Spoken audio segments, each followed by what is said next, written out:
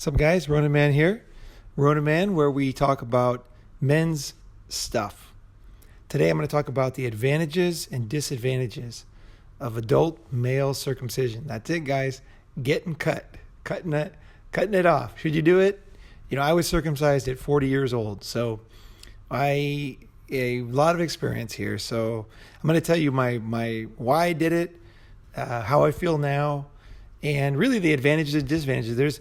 There's good and bad, definitely. So if you haven't done it, if you thought about it, or if you're circumcised and you read online about how it's a human rights violation, and you think, damn, I wish I wouldn't have been circumcised, this is the episode for you, because I can answer pretty much all your questions from my experience. So, and definitely comment in the box on this one. This is like one issue that is so controversial. I mean, there is a whole group of guys who basically going insane over this one online, and people are, hanging weights off the skin at the end of their penis, trying to get a foreskin back. There are people protesting in Washington. It's a huge deal with MRAs, and it was a theoretical issue for me until I got circumcised. And I thought about it for many, many, many years before I did it. So I really thought about this one, man. I fucking read as much as I could, and I thought as deeply as I could, because I knew that once you do this shit, you can't go back, right? There's no way to go back. So I'll talk about first why I did, I guess, my journey. Let's talk about my journey. Yeah. So when I was a kid, when you're uncircumcised, you look different in the locker room. And that is a very uncomfortable thing for boys. So if you're in an area where everybody's circumcised, which I was, I hated being in the locker room, and I did not like it. I was the only guy who was uncircumcised. In fact, when I was really little, I didn't even know. Once you get old enough to notice that you're uncircumcised, I didn't even know one other boy who was not circumcised. Like, everybody was circumcised, all the guys. And I felt like different. I didn't like it at all growing up. It was fucking miserable, actually, because I felt different. I couldn't understand why I was different. Then as I got older, I asked my parents, and my mom, I think my dad told me, he said that they were going to cut me. And then my dad stopped him. He started yelling at them, and he said, my boy is not religious. He's not Jewish, he doesn't need this. And he stopped the doctor from doing it. They were going to do it as a matter of course when I was born. So I heard that story, and then I was like, whoa, okay. This was something that would have happened and didn't happen. And so all of a sudden I started to think about it, me and my brother both. So I was like, okay. And then I looked online, and I started talking to people, and I realized this. A lot of people that are uncircumcised, very proud of it. You should be proud of yourself no matter where you are or what you are, but like a lot of people are particularly, proud that they're not circumcised.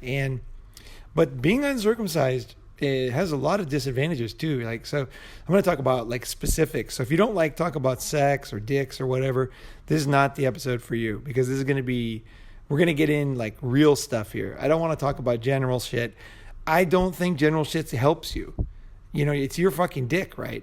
You got to know the realities of this stuff, Otherwise, you're going to make a bad decision based on general fucking society's information. So fuck that. So I'm going to get very specific about what I did and what happened, what it's like, what it was like before, as many things as I can think about, every angle, so I can nail this to give you as much information as possible. So you'll know if you're circumcised, you might feel a lot better after this episode. Or if you're uncircumcised, you're going to have a lot of information that will help you to make a decision about what you want to do. And also, whichever decision you make, I hope that this gives you a way to look at it that is, that you can see yourself, the good of yourself in whatever you end up doing or you are now. So I did it. Okay, there was a couple of things. Everybody who listens to this podcast knows that I was very sexually active. Okay, so from very young age, I was sexually active, and that matters because that experience taught me a lot, and that's why I talk about it. So I don't know how many, like I'd say 700, but I know for sure I was with 400 women in 1991 in 1 year because I counted that year. So it was probably more than 700, but let's just say 700. So either way, it was a lot of women, and most of those women were, they were not prostitutes. Okay, they're normal girls. And most of them were before I got circumcised. So I have a lot of experience uncircumcised with women, and also quite a bit afterwards. I mean, for most people, it's a lot, but most of my youth was because I got circumcised at 40, right? So I was in a totally different mindset by the time I was 40. So why did I do it? One thing was, this wasn't the main reason, but one of them was I saw that, okay, AIDS was, at that time, AIDS was your nemesis as a man. Like, it was the scariest thing for men.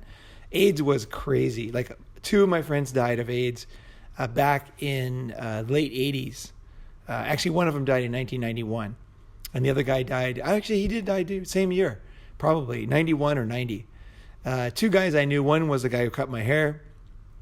The other guy was a very good friend of mine. The guy who cut my hair was gay.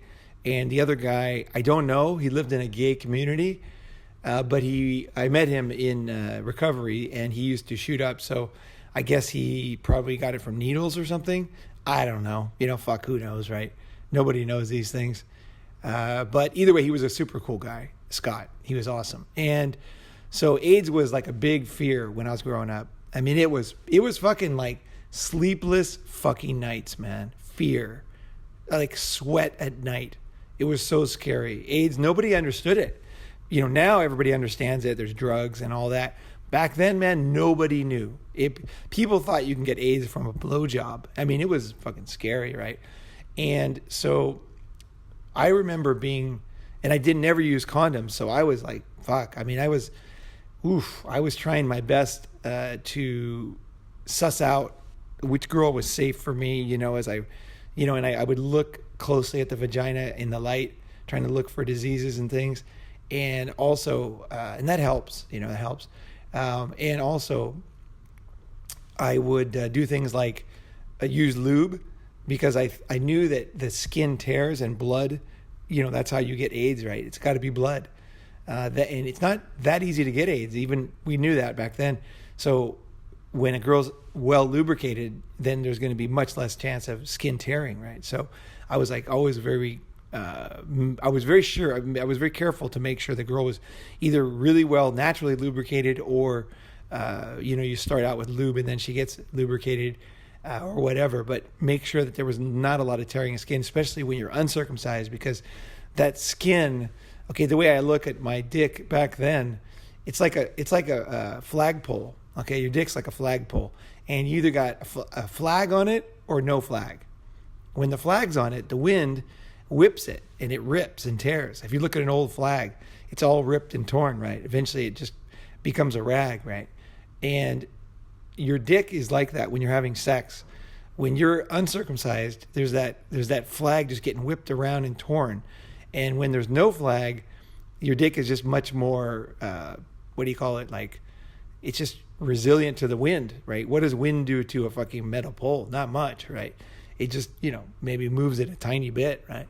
But when you have that flag on there, it just creates friction, right? And that skin on the end is exactly like that, man. When you're fucking a girl hard, it's exactly like that. That skin just gets whipped around, torn, whipped. And often after sex, my skin would be sore. The foreskin would be sore when I was uncircumcised. And then afterwards, I was never like red and sore afterwards, not once that I can remember. Yeah, but before it was a common thing. In fact, it was bad. Like, I remember a couple times, there was a couple of girls. One was actually here in Thailand back in 1990, and the other one was in Japan. But after we had sex, like really pretty like we were having a lot of sex with these girls. Like, I don't even know how many times we did it in a day, but let's just say 4 or 5. And it was like pretty rough and fun. And then my foreskin would blow up, And I went to the doctor because I thought I had some kind of terrible disease. And the doctor, the first time I went, he looked at it, and he was a good doctor, thank God. And he said, it's not a disease. He said, it's just too much trauma, friction. And so, but my dick was literally blown up to the size of a tennis ball. So fucking painful. And so he sprayed it with this Freon, like this stuff that freezes you. And then to stop the pain. And then he fucking poked it with needles. He poked my dick with needles, and then he squeezed the fucking liquid out of it. And it went down. And I'm telling you, those needles did not feel good. But the funny thing was, I was, 23 or something. And I went home that night with fucking needle holes in my dick and Freon sprayed on it, and the fact that it had swelled up like huge.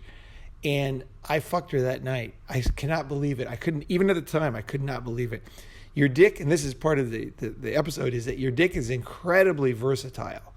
Like, you could have so much pain on your dick, and then when you get a hard on, it just goes away or something. It's like in a fight, when you're in a fight and it doesn't hurt when you get hit. You just you have so much adrenaline that it just doesn't even bother you.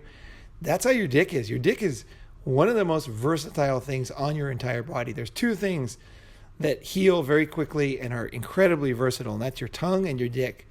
And these are necessary for evolution, right? So we've evolved to heal quickly on these things. So that's actually part of the story afterwards, after circumcision too, is you do heal up nicely. So that's one reason. So I looked at the map of Africa. At the time, there was a study of AIDS. So I was afraid of AIDS. I was worried about AIDS, and I had good reason to be afraid of AIDS too.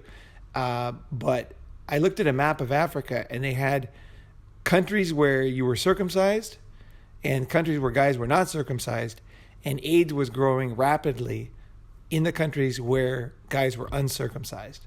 And that map alone was in my mind forever. I was like, oh my gosh. I didn't need to, Ronin Man doesn't need a lot of information. If you get accurate information, this was a scientific, huge study of a large number of men and AIDS. And I was like, that's enough for me. I knew that being circumcised does decrease AIDS a lot. And I figured it was probably a lot of other diseases too, because I had a lot of diseases. I had a lot of VDs, man.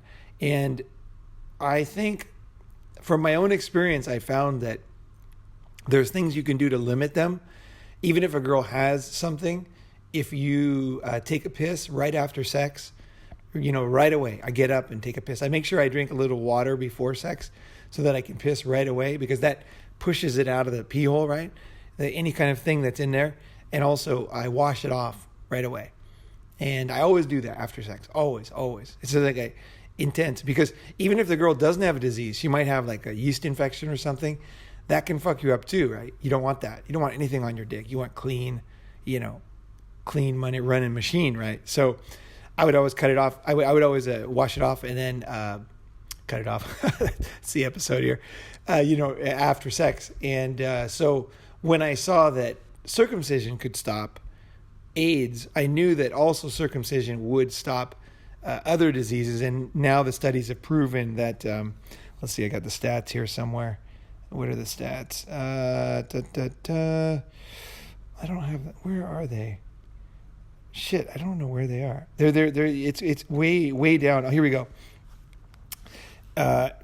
Post circumcision, HPV, the likelihood you're going to get HPV goes down by 30%, genital herpes by 30 to 35%, and HIV by 50 or 60%. So that's huge. That's huge. So that was in my mind. That was a big thing. But that wasn't enough for me, because, you're talking about cutting your own body, and that's not something you do lightly. So although the AIDS thing was logical, and I was like, yeah, I don't want to get AIDS. Obviously, having very sensitive skin, like a flag on a flagpole, is tearing, and that sensitive skin is going to be, if you feel the foreskin, it's like the most, underneath there's like a little connector skin. It's like the softest skin on your whole body. So I was thinking that shit's going to tear, right? Blood's going to be, there's chance of blood, going through that, right? And especially when you're having rough sex. So I was like, And just logically, you can kind of think, okay, yeah, it makes sense. You know, it makes a lot of sense. So I, that was, but that wasn't enough. I needed something to push me over the edge. So what pushed me over the edge for me was a girlfriend, and I'm just going to call her Mutski, and that was her nickname I gave her. And Mutski was freaking awesome, and she was like literally one of the best women I ever met in my entire life. I got to say this, is that if there's one regret I have in life when it comes to women, it's that I didn't treat Mutski better. Really, that girl was freaking awesome. And I was an idiot to not treat her nicer. I did treat her well. I mean, don't get me wrong. I loved her like crazy. Like, I think I probably loved Mutski more than any girl in my life. I think. Pretty sure. Yeah. It's very difficult to put a number on these things, but I think I really was bonded to this girl. She was a really cool chick. And I talked about this at the conference, at the MGTOW World Summit, is that she was very intelligent. She had like a 180 IQ, 181. And I like intelligent girls. I really prefer intelligent girls. And I know a lot of guys, they think they want dumb girls. I'm telling you, like, a smart girl is so much more fun to do cosplay with, that better intelligence, help you with business, just can understand subtle things without being explained, you know, like, you know, and if she's cool, she uses that intelligence for good things, right? She thinks a better presence for you. She knows how to play along with things, you know? So this girl could act dumb, which acting dumb is like a sexy thing, actually. You know? Like when you're getting ready to have sex, a girl can act dumb, like what are you doing? Like what's going on? That's very sexy to a guy, you know? I don't give a fuck what anybody says logically. It is. It's like you feel like a wolf getting on the sheep, right? And you're like, oh, I'm going to fuck this fucking sheep, limping sheep. I'm going to fucking get in there, right? That's a hot feeling, right? And I think also women also like that dumb guy with the big dick feeling. They like that. They'll never admit it, but it's true. Exactly the same. You know, girls always say, oh, guys don't like intelligent women. Girls don't like intelligent men. Girls like to get fucked by the plumber, right? Just a total idiot with a big dick, right? It's true. It's exactly the same. So sexiness and stupidity in sometimes go along hand in hand. So, but you don't really want somebody stupid if you're me. I want somebody smart that I can talk to, and somebody that's just intelligent is just better. You know, like they're just, you know, just everything is better. They take care of their body better. They can take care of children. They don't get hit by cars as much. They prevent diseases better. You know, they educate themselves, and they, you know, but if they're intelligent and they're boring or they're kind of know it all, that's like the worst, right? So I'd rather have a dumb girl who's just sexy, you know. So, but intelligent and who really cares about you and is able to act dumb for you, knowing that it is sexy and that she wants to be sexy. She wants you to have a raging hard dick and fuck the shit out of her, right? She knows that, and she knows how to play along. That's fucking super fucking sexy, right? And that's the give and take paradox of sex, right? And a girl who can play along with that on a moment's notice, you know, like a fucking boom, can shift. That's fucking sexy, right? So either way, this Mutski was like this. Mutski was awesome in that sense. But the problem, she had one problem. She had a very high sensitivity to bladder infections. And so she would get these bladder infections, and I was like, oh man, I really cared about her. So I didn't want her to be sick. I didn't want her to be ill, right? So we would go to the doctor, and she would get antibiotics, and so the doctor started to explain, what is a bladder infection? What causes it? Well, what causes it is, in the beginning, is some kind of bacteria. So for example, your hands are dirty, or there's some kind of bacteria on your dick or whatever, on the entrance to her vagina, whatever, on, you know, there's some kind of bacteria, and then it creates a bladder infection, right? And when you have sex. But what happens is, the problem with bladder infections is the more you have them, the easier they are to get. And in the end, if a girl's really sensitive to bladder infections, she will start to get bladder infections simply over something like, what do you call it? Like rubbing, too much rubbing, which basically is sex, you know? And Yumiko she was a very sexy girl for me, very fucking hot in bed. And so I wanted to fuck her hard, right? Naturally, right? And so, but that would cause, as she was sensitive to bladder infections. She got it many times. I don't know how many 100 times we went to the doctor to get antibiotics. But eventually the doctor said, hey, look, your kidneys are going to get, you can't keep taking these antibiotics. It's not good for you, right? So we tried everything. Like in the meantime, we tried to wash our hands. We tried everything, but nothing worked.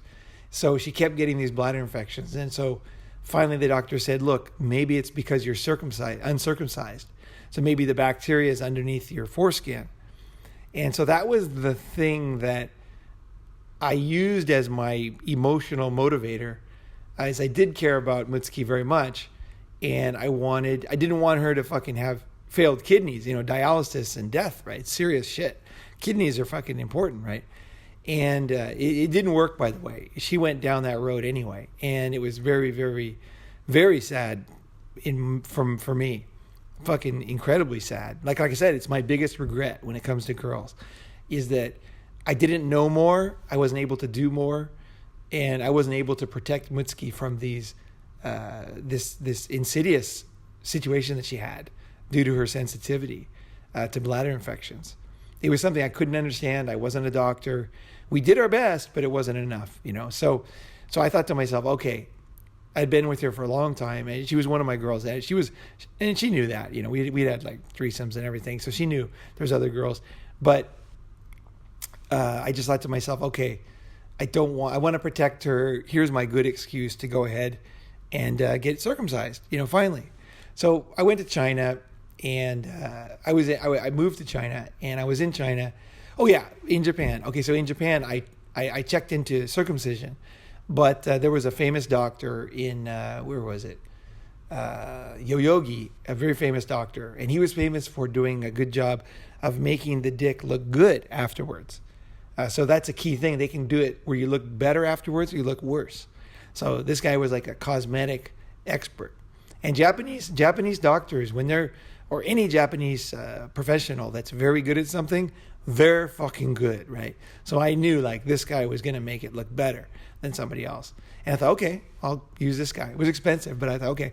So I went to his clinic, but every time I went down there, which I ended up going down there 3 times over the years, over like 16-year period, every time I went there, the guy said, it's going to be a 6 months to 9 month wait. So I was like, okay, put me on the list. And then about, a few months in, I would call in and then I would cancel because I started to worry about the skin. I started worrying about knives on my dick, and, I'd get these second fucking, thoughts, right? I was like, oh no, fuck, this guy's going to fucking cut my dick, man. Holy shit. I can't do, that's scary, fuck, so I'd back out every time. So when I went to China, it was different. I had this very sweet girlfriend, Jessie. Was one of my girls. Jessie was fucking sexy as fuck, man. This girl was a killer, man. She was just a killer. And so I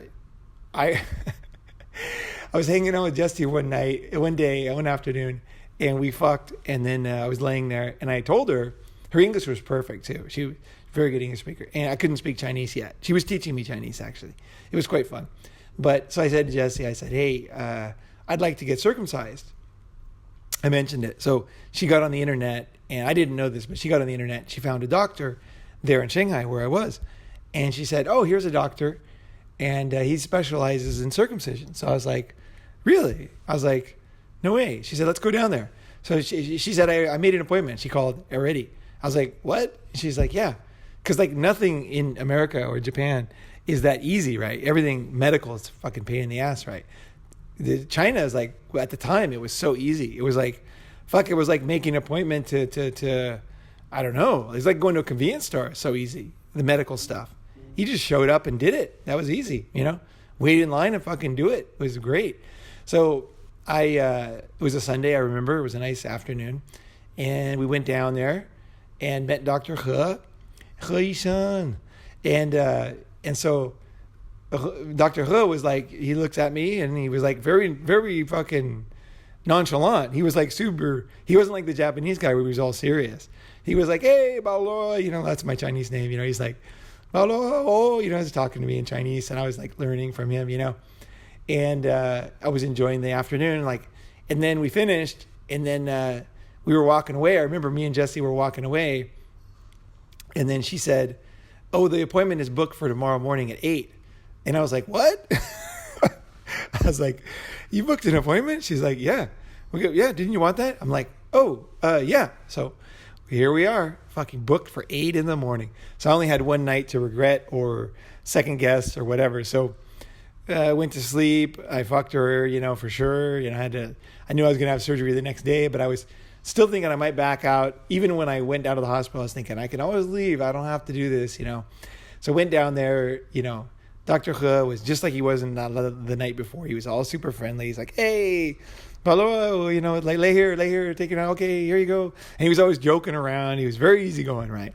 So next thing you know, he's doing the injections for the anesthetic. And I'm like, holy shit, this is happening. So I'm laying on the fucking bed, right? And yeah, but you're awake, right? I was totally awake. And so, oh yeah, by the way, the reason why he was so nonchalant, the reason why he was such a great doctor for me was in China, there's like 1.6 billion people, right? So a lot of people, right? So he was a well-known specialist for circumcision. And so I found out later that he did 8 surgeries a day.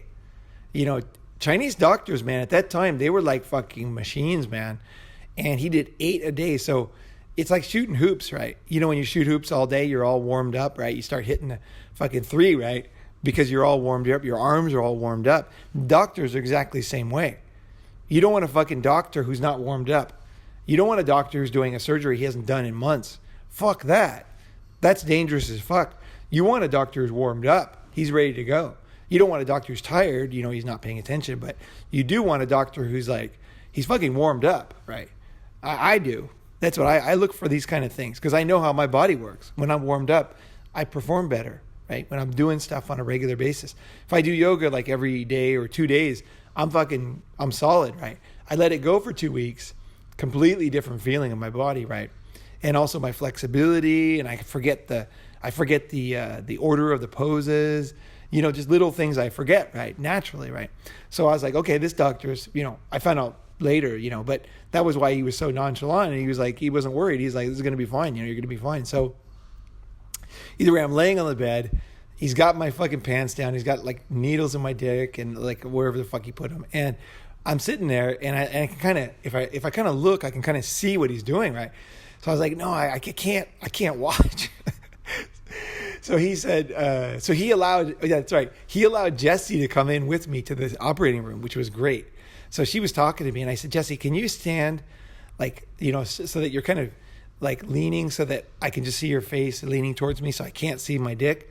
And he's like, sure, she can do that. So she comes over, and she comes over. So you imagine I'm laying there, right? And this girl was like so fucking sweet and sexy. And so she's sitting there just looking at me in the eyes, and like he's working on me, and she's like talking really sweet. And then every time I ask a question, I'd say, well, how's it going? How long is this going to take? Because I didn't know how long it was going to take, right? Turns out it takes a long time. It takes like an hour, man. It takes seems like 10 hours. So either way, she would like, you know, lean back, look at it, and she'd be like, oh, he's cutting off very little pieces, you know. So they don't cut it off like in one chunk. They cut it off in tiny little pieces. He kind of like, he's I guess for kids, they cut it off in one piece, but for adults, they just cut it off a little bit at a time, try to get the exact right, because they're trying to measure. This is why you want a good doctor for circumcision, because they're trying to measure how long. Like basically, every guy is different. There's a grower and there's a shower. Some guys they're bigger when they're not hard, and other guys are soft when they're soft. They're really small, but then they get big, right? So there's growers and showers, you know, basically. And so the doctors have to know so they don't cut off too much skin on the grower, and they don't cut off too little on the shower. So they have to kind of look at you very closely, and they have to kind of, their experience comes in handy, right, of judging what kind of what you know what they're dealing with there. And so they cut off slowly and they figure it out. So either way, so he was cutting, and I'm looking at Jesse, and I'm like, this is so weird, because in the West, when you're in a like a fucking hospital, it's always very medical feeling, right? It's always very cold, you know. And Dr. He was joking around, and he's talking, and the nurse was like, you know, saying nice things, and she keeps looking at me, and then Jesse's like got her face right in my face, and I'm like almost kissing her, right? I'm like, fuck, this is so weird. So, but it was very friendly. It was like being in my neighborhood. I mean, like being in my fucking living room or something, right? So it was nice. It was nice. Next thing you know, it's done. So I'm like, okay, what do I, you know? So he tapes me up and everything, and then we leave. And then he told me, like, you know, you're gonna have to how to pee and all this stuff. And so went home, and it was more pain than I thought it would be, you know. And turns out that I had a couple of VDs I hadn't got rid of, so that was an issue. I had to take penicillin, which we'll talk about later. Actually, why don't I just say it now? So yeah, I'll skip ahead a little bit. So, and I'll come back. So yeah, so I had some VDs I didn't even know about, because you know I didn't use condoms with all those girls. So it was difficult to test for all the different things that you can possibly have, right? So Dr. He missed a couple, right, which is totally natural. And so what happened was it wasn't healing normally, like a week later, and it was painful. So I went back to Dr. He, and he's like, holy shit, you got this and this. So he gave me other antibiotics. Then I went back, it still didn't heal. I came back, he's like, holy shit, you still have one more. And so he gave me penicillin. Now, penicillin is an old school fucking, thing, right? It's not like antibiotics. It's before antibiotics was penicillin. It's an old one, right? Penicillin is more dangerous than antibiotics, because if you have an allergy to penicillin, you die if you inject it. It's like serious shit. Penicillin's like, so what they do is they put a little bit under your skin, and they test it to see if if you have an infection. So the nurse, again, we're skipping forward a few weeks, and it's a night nurse. So it's the middle of the night on a weekend. And I don't know if you guys know this, but deaths happen on weekend nights at a much, much higher rate than weekdays. Much higher. It's like a zillion times higher. So don't be in a hospital in the middle of the night, especially on holidays and especially on weekends, because the worst nurses are there. The people who are willing to work, basically. The good nurses, the best, just like any job, right? Any profession, the best nurses get the time off on the shittiest hours. That's what happens with nurses too. So try to avoid being in a hospital at that time, or getting care. Wait till the next morning if you can, is my best advice. So either way, this nurse was a total shit. And so when she did the penicillin, first thing she did was she did a little bit in the back of my hand, and then my hand got a little bit red. Now, I didn't know anything about penicillin allergies. I didn't know, like what was an allergy. Like I thought that if they put it in my skin and I wasn't allergic, then there'd be no red, right? It would just be completely normal skin. And if I was allergic, it would be all puffed up, right? Well, it got a little bit puffed up. So I was looking at it, but it didn't look that bad. I wasn't sure. So I'm like, I wonder if I'm allergic. I couldn't tell, So then the nurse looked at it too, and she kind of looked at it twice. So I was feeling a bit nervous already. I was like, I wonder if I'm allergic and she's not paying attention or whatever. It was like, and it wasn't explained to me either, like, that some people have a little bit of a puff up, but this is not enough.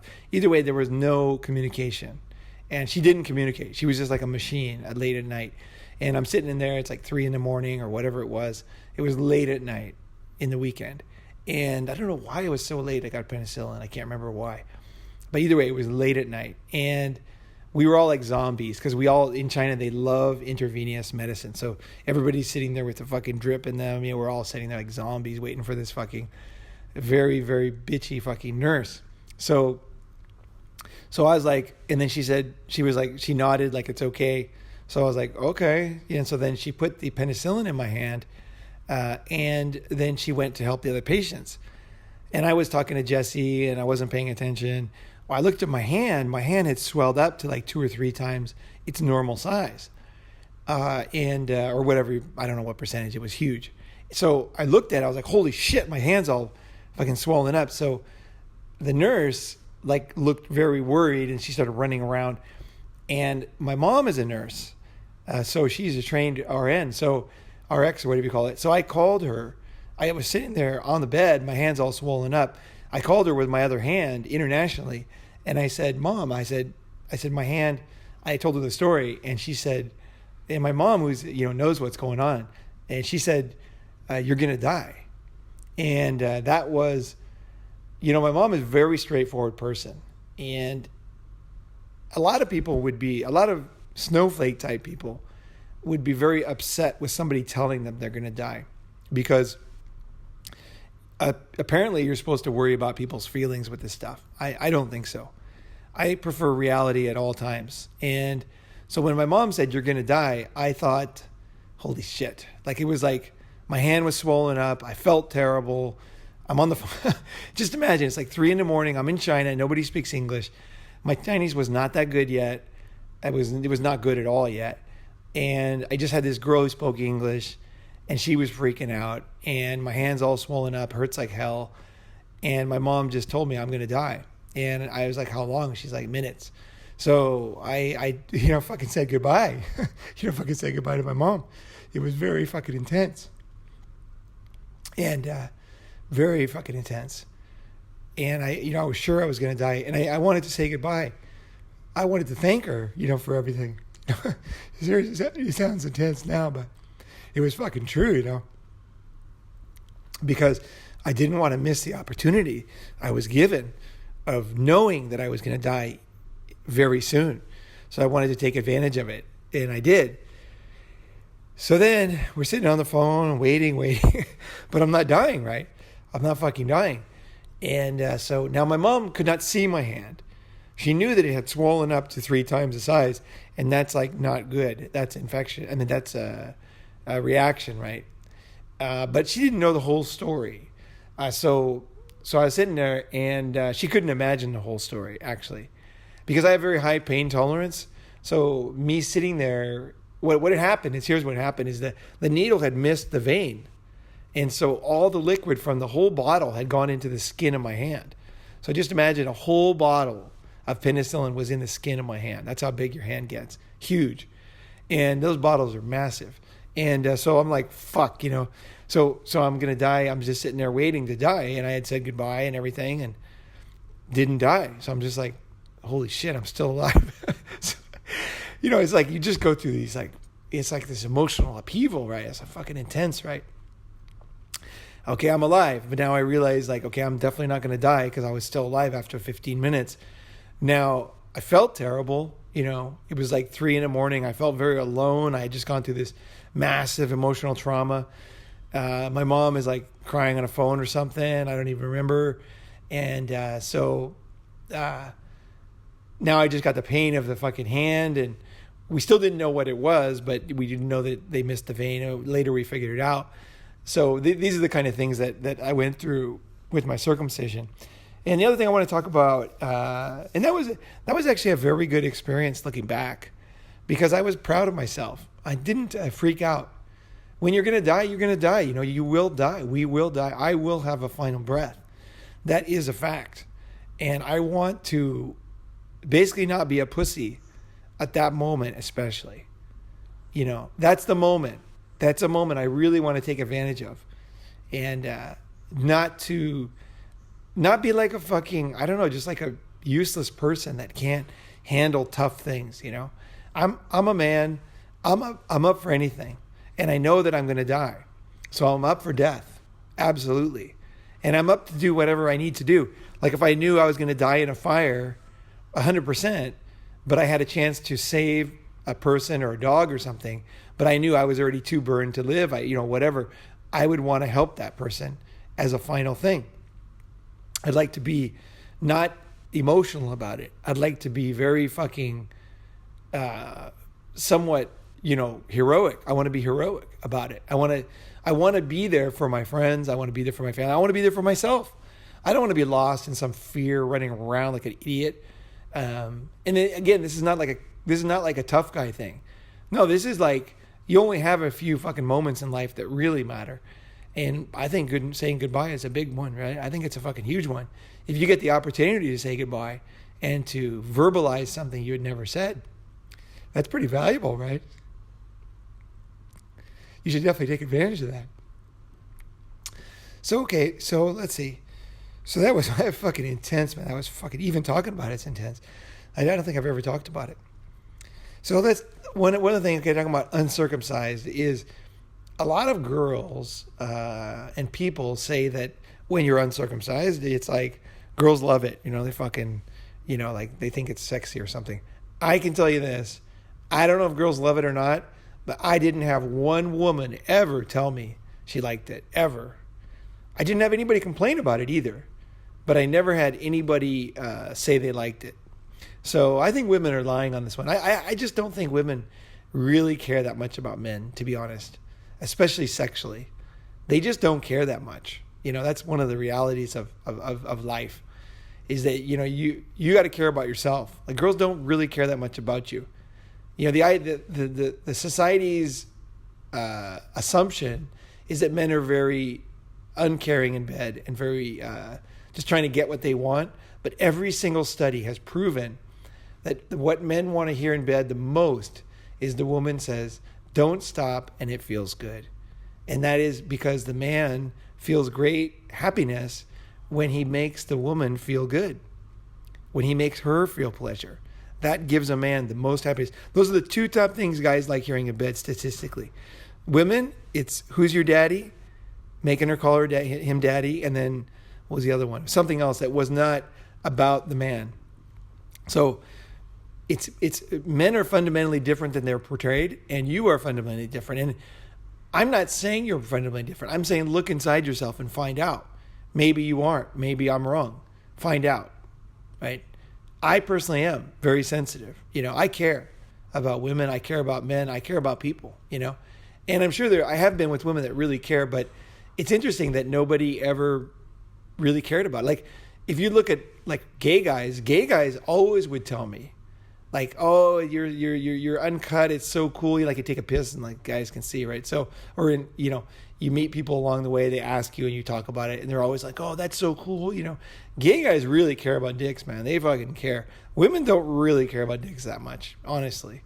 In my experience, like of those 700 girls, like most of them were before I was circumcised, and they fucking never mentioned it. Like we talk about women a lot, right? Oh, your boobs are this, or your pussy's that, your fucking face, your hair, your eyes. Guys are always making poems, poetry about women's skin and this and that. Women, there is basically no poetry about men from women. All the poetry about men's attractiveness, sexiness is always a gay guy. And this is another thing I noticed when I was looking at paintings, like old paintings. Men paint naked women a lot. Women never paint naked men, ever. Go back and try to find a painting. And if you can find one painting, like a sensual painting where the girl shows that she cares and she notices about a man's body, go look in history. Try to find one. All of them are gay guys. If you look at Statue of David, you look at all these type of ones, everyone is a gay guy. Women just don't care that much about men. Honestly, you can see it in the paintings. Women paint too. It's like not like women didn't have fucking paint. Women had pens, they had paint, they could draw, they could make statues, they could do whatever the fuck they wanted, and they did. They never bothered painting guys. Usually women paint other women or beautiful scenes or flowers or whatever. But this is pretty fucking meaningful shit here, because this is when the cat's out of the bag. When you see this kind of stuff, historically, we're talking millions and millions and billions of people, and you can look at the numbers. And how many women paint sensual naked men? Nobody. It's amazing. It's amazing no one noticed that. I think Ronin Man might have been the first guy. I said it in my early podcast, one of my early podcasts, and it still blows me away. But always look at the numbers. If you tell girls this, they will realize they're being unfair. Like, it's pretty unfair, actually, because we focus on women's beauty like crazy, right? We talk about it all the time. It's like songs and music, and women just don't, And it's not like they're hiding it. Like they don't, you know, it's amazing. It's amazing. And it doesn't matter how cool the guy is or, you know, I'm talking like they don't. I'm talking about statistically here. There's been guys that are very, very handsome in history. But they didn't paint them. Where gay guys, they did. Gay guys paint every detail of a man in every state of arousal too.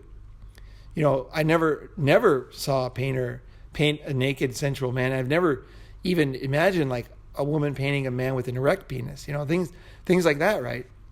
And either circumcised or uncircumcised. They could care less. That's my experience.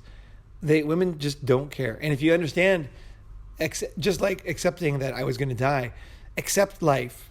Don't fight life. Accept life. Don't judge it. Don't be a total dick about it, but just silently accept it. Right? Don't argue with women. Don't argue with men. Just accept it. Just notice it. Quietly say, okay, what should I do about this new knowledge?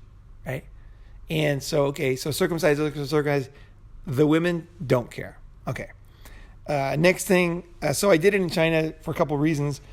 I could do it quickly and all that stuff, shooting hoops. Let's see here. So I'll just tell you real quickly what happened.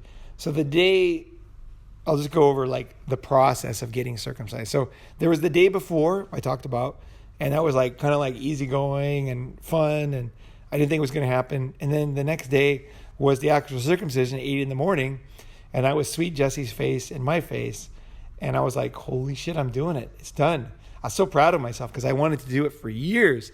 I had checked into it. You know, partly for Yumi, Mutsuki, partly for fucking the AIDS thing. And also, I just hated being different as a kid. I fucking hated it. You know, I just did not like it. I didn't want to be, I was embarrassed of being different.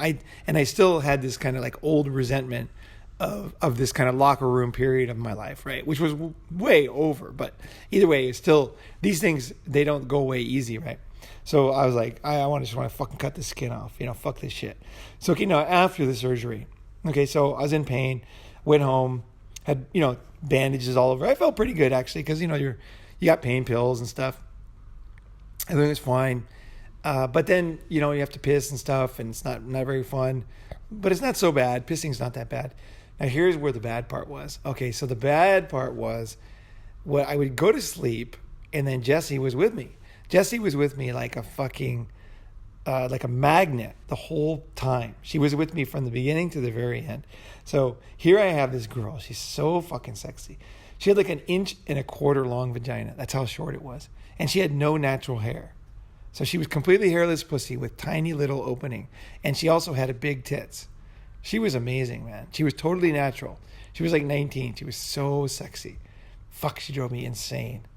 Just drove me insane. So what would happen is, now here's the negative part of that, was when after the surgery is you got all these, okay, so your dick's all taped up all over the fucking place.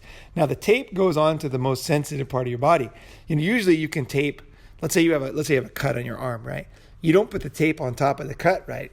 Because it's too sensitive. You put the tape around the back, and then you have like that gauze thing over the top. The problem with the dick is when you're cutting all around the fucking dick. So every side is a cut, and the skin, the tape has to go on the fucking cuts, basically. It's like your dick's like a what is that? Like a mummy, okay, covered in fucking tape all over the fucking place.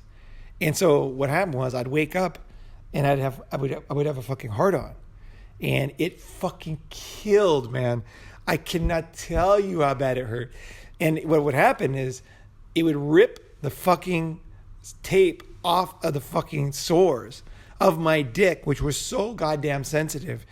And then there'd be blood. It was just fucking miserable. I was like, oh, I'd wake up and I'd look at Jessie. I'm like, God damn it, Jessie.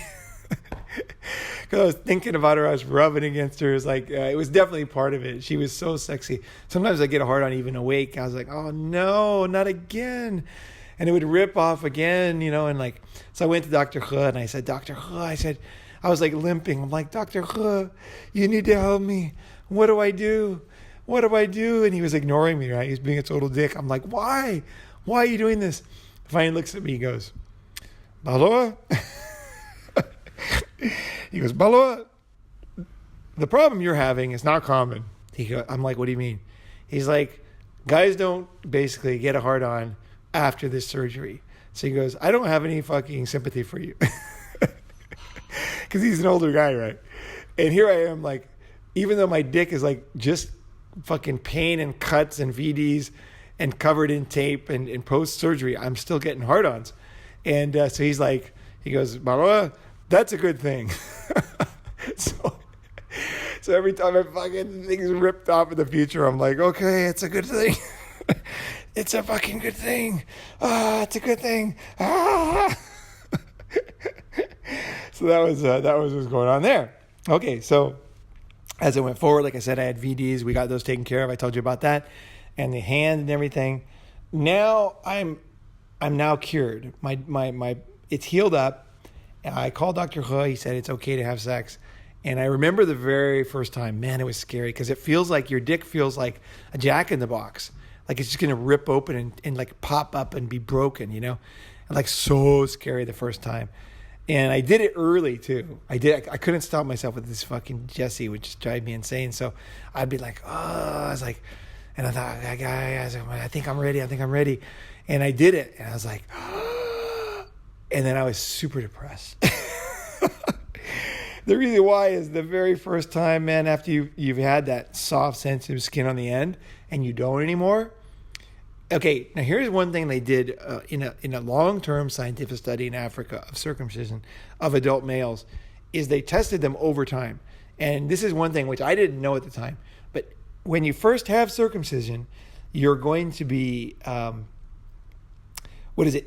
It's not, you're not going to be happy. Because you're going to feel insensitive. Your dick's going to feel insensitive. Now, the interesting thing is, if you study men, 6 months later, 61% say that it feels better overall.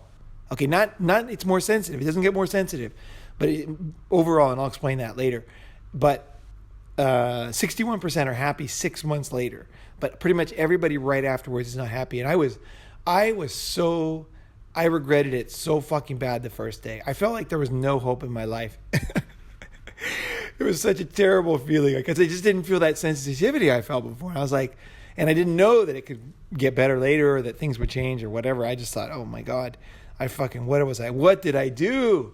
You know, what did I fucking do to myself? God damn it, my dick, you know. Terrible feeling. So I had that feeling. So it's really an emotional roller coaster. And I hope that my experience can help you not to have that.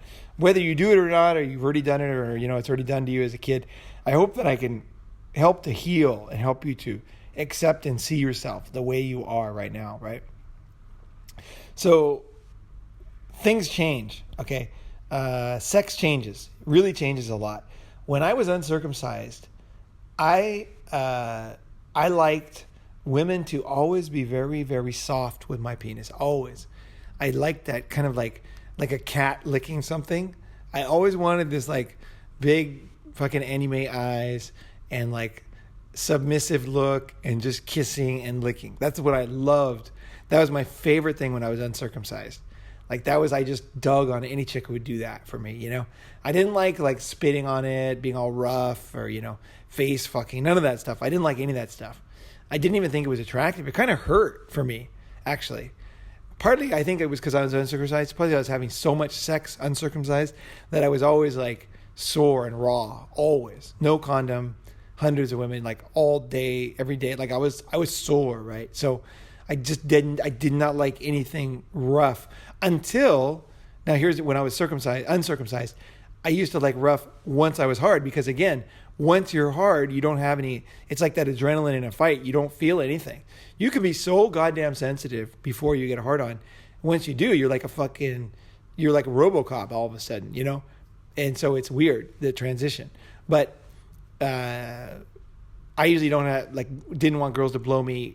And I wanted them to blow me before I fucked them, right? So that was when I was, you know, they were getting me hard. They were making me happy. Then I was going to fuck them, right? So it was that sensitive time, right? So I always liked this kind of soft licking thing, right? Well, afterwards, it changed a lot. After circumcision, I completely liked different things in sex, man. Everything was different. Like, for example, I no longer like this kind of sensitive, slow thing. Now I like to face fuck the chicks, right? So I want something more harder, right? Not always. I mean, there's still part of me likes that old way, but I really changed a lot, man. Fuck, I changed a lot. I really like all of a sudden my whole taste. And this is the weird thing about being circumcised. Like your whole taste changes in women and fucking sex and everything changes, right?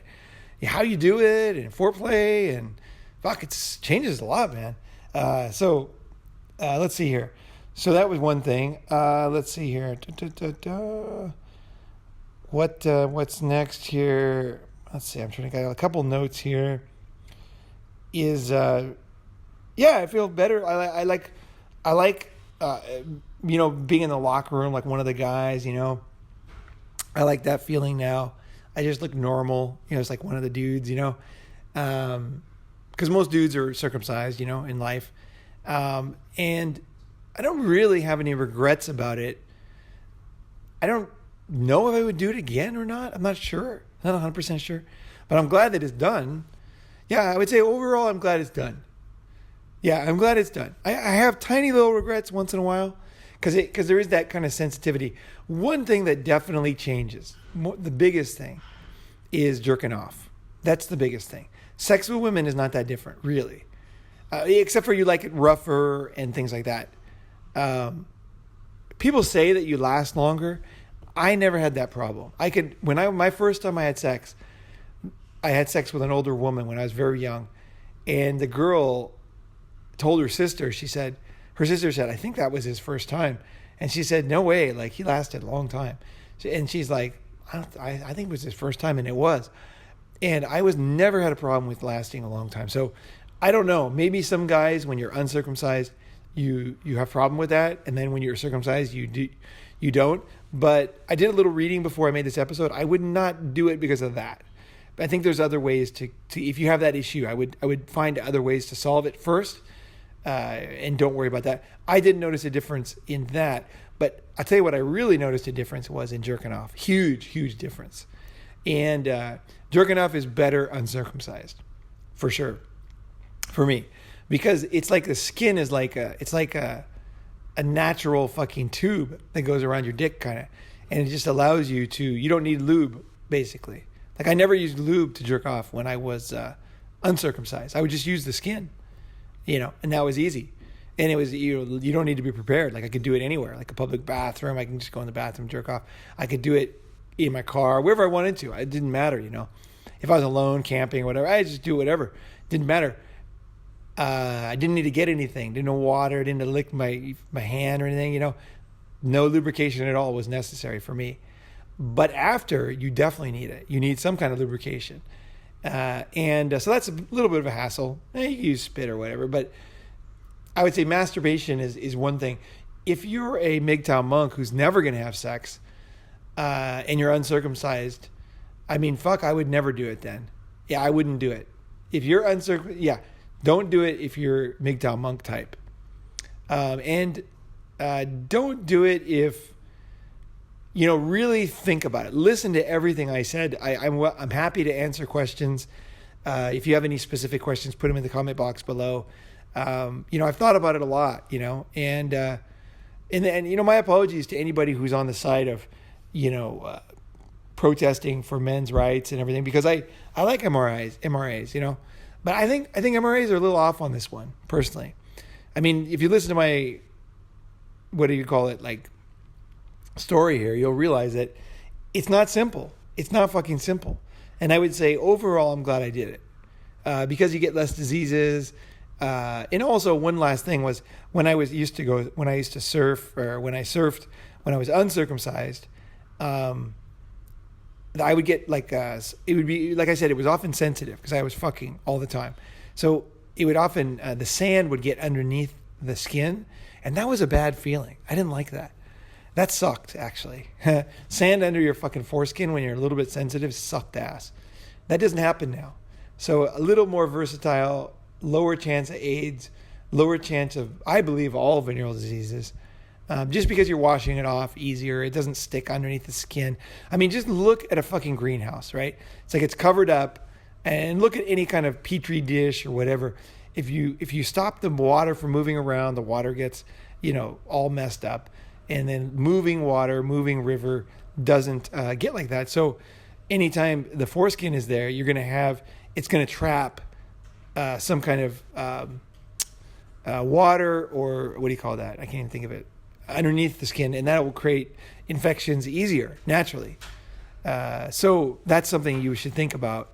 I think it's worth it just for that. But I'm kind of glad. I'm glad I did it, and I'm kind of glad that I saw both sides. Like I didn't have it done as a kid. I had to make a decision to do it.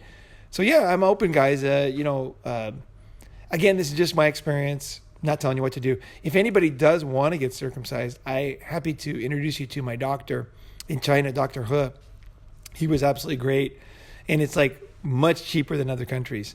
And he's a very nice guy, actually. Doesn't speak English, so you're gonna have to put up with a translator. But like I said, he does tons of the surgeries, and he's a cool guy. He's gonna come visit me here in Thailand. We're good friends now. But I'm happy to introduce you to him if that's something that you'd be interested in. Either way, guys, hope I was able to give you a synopsis of this very sensitive topic. It's one of the few topics that's a man-only topic. Women, it's just, this is it. This is a guy topic, right? This is something we think about. It's very, very real for us. It's the one decision we have to make in life, like physically, right? We're going to do this or not, right? Are you going to do this to your son or not, right? It's a very tough decision. Will I do it when I have a son? Difficult decision, even though I'm happy with it, right? Still difficult decision, and I'm open to listen to ideas and thoughts from you guys. So either way, thanks for listening. Ronin Man signing off on the circumcision issue. And I would say, as a final statement, I would say I personally am happy, and I also respect anybody who has a different opinion, because obviously nobody has the answers on this. This is about you, right? It's about your body. It's about your life and your experience. And this is like one of these things that you don't have to rush into. You can do it anytime you want. I took probably 20 years to decide to get circumcised. I thought about it from many, many angles. I talked to many, many people. Now, I never met someone like myself who had done it as an adult, who had a lot of experience sexually either.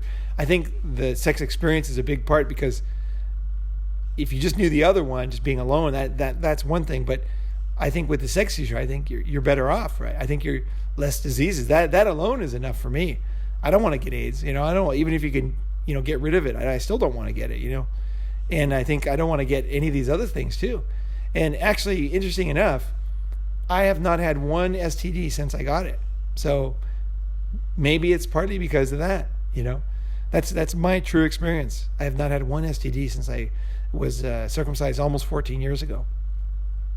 So there you go, guys. All the pluses and minuses. Thanks for listening. Thanks for listening to the end. You guys that are at the end, raise up your hand. I love you guys. I'm the same way as you. Exactly. Sometimes I'll listen on 1.5 speed, but I always listen to the end. I love learning. I love complexity. I don't like simple things, 1, 2, 3, because my life is just not like that. To make smart decisions, I need more information. I need deep thoughts, emotions, logic, statistics. I need it all to make a wise decision, right? So there you go. Thanks, guys, for watching.